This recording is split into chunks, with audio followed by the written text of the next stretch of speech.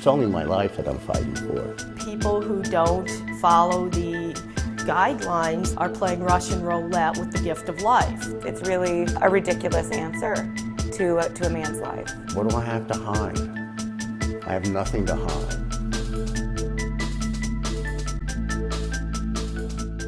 My name is Norman B. Smith. I'm 63 years old, and I have inoperable liver cancer. The only way that I can stay alive is to have a liver transplant.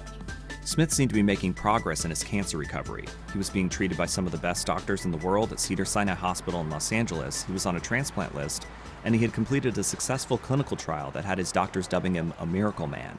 Then his cancer returned, and 2 months before he would have received a transplant, he got this. Dear Mr. Smith, this letter is to inform you that your name has been removed from the national wait list with the United Network for Organ Sharing. You have been removed due to non-compliance of our substance abuse contract. In the midst of his treatment, Smith's oncologist at Cedars-Sinai prescribed medical marijuana to alleviate pain brought on by back surgery and chemotherapy. Cedars-Sinai's transplant program, however, considered that doctor-prescribed medicine to be something different: substance abuse. I'm not a substance abuser. I'm a tax-paying, active citizen of America. I was in extreme pain, extreme discomfort, and was put on huge amounts of various pain medications to deal with it. I got off. I didn't want to be on the pain medication, and for pain relief, I asked for a script for medical marijuana, obtained it, and went on a medical marijuana regimen. Marijuana is considered substance abuse. The hospital did not want to speak on camera, but referred us to Peggy Stewart, a clinical social worker with UCLA's transplant program. There are other ways to treat your pain, and if the rules are such, then you should be able to adhere to that policy. Now Smith must attend Alcoholics Anonymous classes and abstain from marijuana use just to get back on the list. But time has already run out, and even he knows that. My chances of getting a liver transplant in time is a long shot. People who don't follow the guidelines are playing Russian roulette with the gift of life. Cedars-Sinai said in an email that their reasoning lied in a deadly combination between a mold found in marijuana called aspergillus and medication taken before and after a transplant. Aspergillus fungus can lead to infection in immunosuppressed patients, which the liver transplant population is comprised of. Immunosuppressant patients take medication that prevents the rejection of transplanted organs. This complication is why transplant programs at UCLA, at Cedars-Sinai, and across the United States don't see a difference between medical marijuana and marijuana as substance abuse. The legality of it really is not an issue.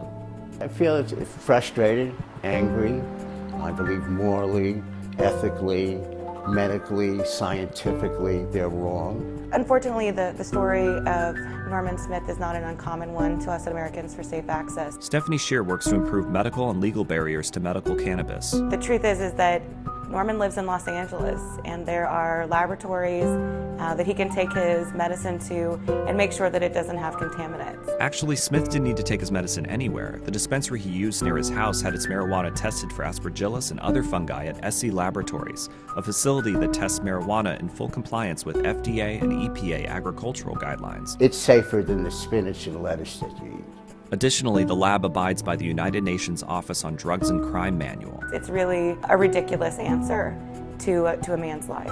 Despite technology like this, transplant programs are not convinced. Because of the possibility that their data could be wrong, I would still have some reservations about this. I would have to have some convincing data. We presented Stewart with some more data, a 2009 study from the American Journal on Transplantation that looked at marijuana use among potential liver candidates. The result was that the survival of marijuana users was not significantly different from marijuana non-users. We're not really looking at it from that perspective, that the outcomes are the same.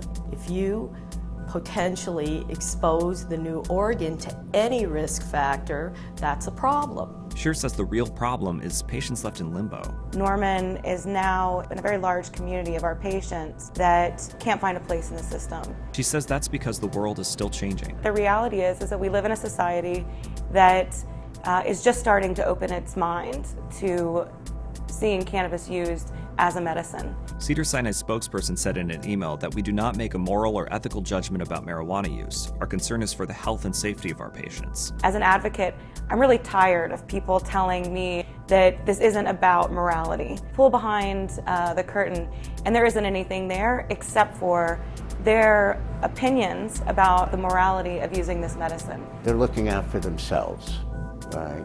As far as the looking out for me, I'm disillusioned by that. I disagree that the selection committee makes moral judgments. We do not discriminate against patients who have had a criminal history, who have done illicit acts. So similarly, we're not discriminating against medical marijuana users. You see, what's happening to Smith represents something bigger, one of the first battles being fought over the place of medical marijuana in medicine. And this battle isn't just unique to Smith. It's a fight for many patients caught in between managing their pain and receiving a transplant. Since I've started Americans for Safe Access, in our database at our office, we know of over 24 patients that are going through this. And unfortunately, half of them have passed away because they were not able to get these transplants. Now I just accept it, I deal with it, and I take one day at a time. I move forward, I try to get a quality of life every day. And I realize that the chances of Cedars changing their mind, it's a long shot, but if I can affect the change, so be it. It's probably too late for me, but I hope it makes it easier for the next guy. And there are plenty of us out there.